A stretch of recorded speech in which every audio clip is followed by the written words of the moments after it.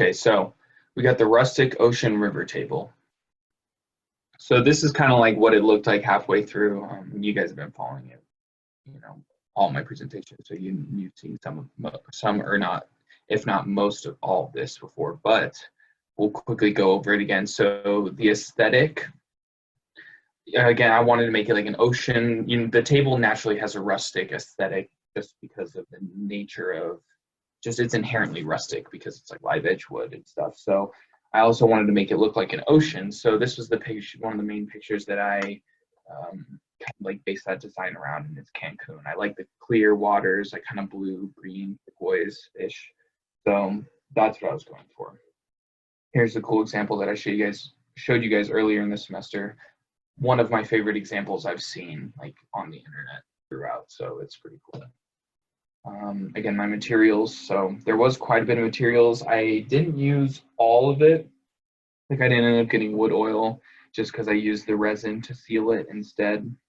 And then I didn't get silicone spray. I got like a silicone tape kind of, so a couple different things, but for the most part it's everything you would need to be able to try to do anything. So like for example, the wood oil was to finish it if you weren't going to finish it with the epoxy. Sorry to interrupt. My screen still shows the aesthetic. Is my screen frozen? No, mine does No, too. I was about to say that. Okay, Okay. let me stop sharing and then share it again. Yeah, you might have selected the wrong screen to share. Oh yeah, I did select the wrong screen to share. Okay, chill.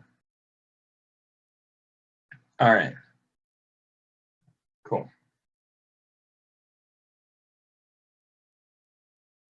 Yeah, there we go. That's perfect. Cool. So there's the materials. You guys already saw it though, so that's okay. So the fabrication process, these are my initial sketches. At this point, I didn't have the wood yet, and like everything would be based off of the piece of wood I get, because I'm going for the live edge look. So I didn't really know, like, I was just gonna go in and see like what pieces of wood. I knew that I wanted like a darker wood, and I like it with the like lighter edges because that also kind of looks like the beaches too. So that was a factor in me looking for it. And then I wanted resin to be on all sides. So like on this side in the middle and then on this side. So I knew I wanted like a skinnier piece that was longer. So what some people do is they cut one in half and then like flip sides and then just put resin in the middle. But I wanted to do the one like long piece of wood and then I cut it in half and brought it down here. And then I was going to make it adjustable with some adjustable legs, and I will eventually do something, but because we lost access to this job, I decided, well, I could do it. So I've just finished the tabletop right now, and I'm almost finished. There's also, you'll see it later, but I just need to cut the sides off, do a couple machining operations with some tools that I don't have. So I think my mom's friend has some, so I'll be able to use them within the next coming weeks to finish it, but I'll talk more about that later. So this was initially, I got the piece of wood, looked like it on the right, and then I took some paper and put it over it, just to like try to figure out what kind of shapes I wanted for the table before I cut it so I didn't waste too much wood. And then I prepped the wood, sanded it. I took it to the machine shop and cut it in half and then cut off and planed it, so made it the same thickness throughout and everything. So that was many hours of stuff to do. The sanding, I like wasted a ton of time sanding stuff because like I would sand it and then I would realize like I would have to like do something to it and then re-sand it again. So I spent like maybe like 6 to 12 hours of sanding that was just like I re-sanded and like wasted that time completely. So that's something interesting to learn about. If you're doing woodworking, like really pay attention to the sanding because you can waste a lot of time in that, doing a lot of unneeded sanding. So then my next steps were I wanted to do some testing and figure out like what kind of colors I wanted. I knew I wanted a blue-green, but working with new materials, I didn't know exactly how they would come out. So I did a lot of practice like cubes, shown in these pictures here. The top, this is like when I started, this top middle picture was when I started to kind of get the idea of like what I wanted. Like I wanted something like this, maybe a little bluer though. So like yeah, just add a little blue to this is what I was thinking at the time. This set on the bottom right was like the first set that I did. Just I tried all the different colors of the translucent colors. And then I used, you can see the pigments up here.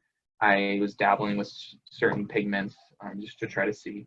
And then so towards the end of the testing process, I was like putting stuff like in molds. So like here, in the resin as like a mold almost, or not a mold, but just an encasing to practice using, like seeing how it cures and just how it acts in general.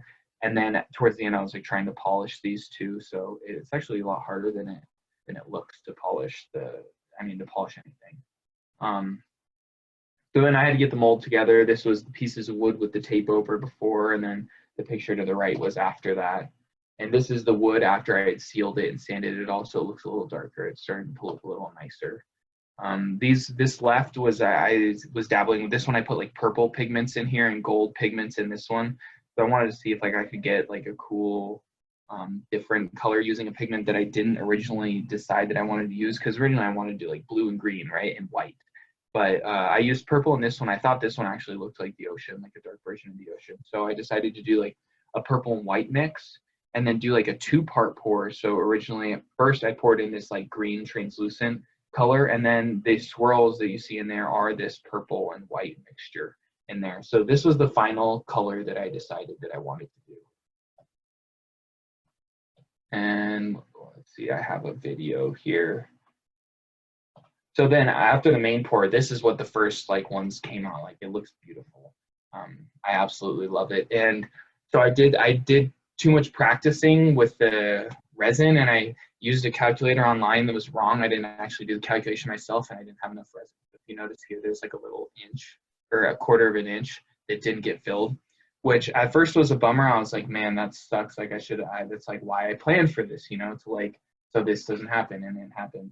But it actually, so I'm going for the ocean aesthetic, right? And like beaches, and it actually kind of looks more like an ocean, like with land, because the land's not like the same level as the ocean. It's like a bucket, right?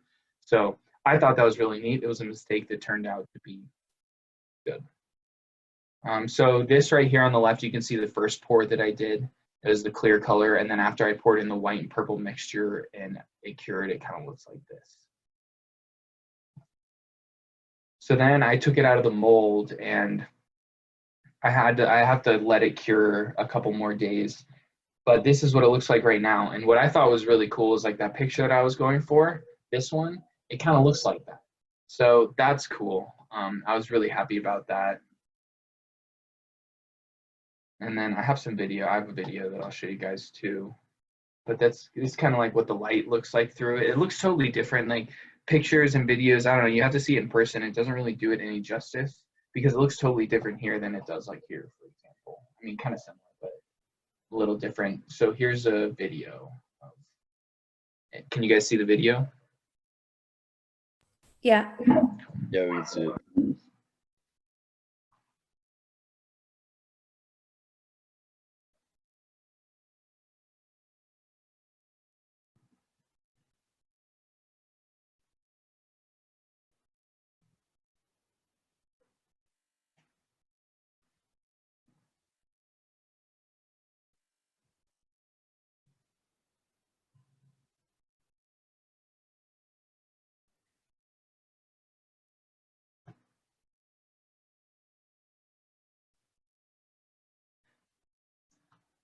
And then there was also another video that I took when I was working on polishing the little cubes.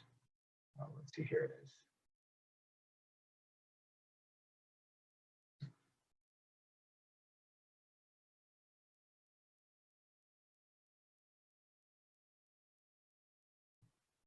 So I really liked working with the resin. It makes some pretty beautiful things. And my next steps is I'm gonna have to machine this, or so I'm gonna take it to my mom's friend's house and saw off the edges or the sides just to make some clean square sides. And then I'm gonna take a router and round all of the edges, like the sharp corners basically.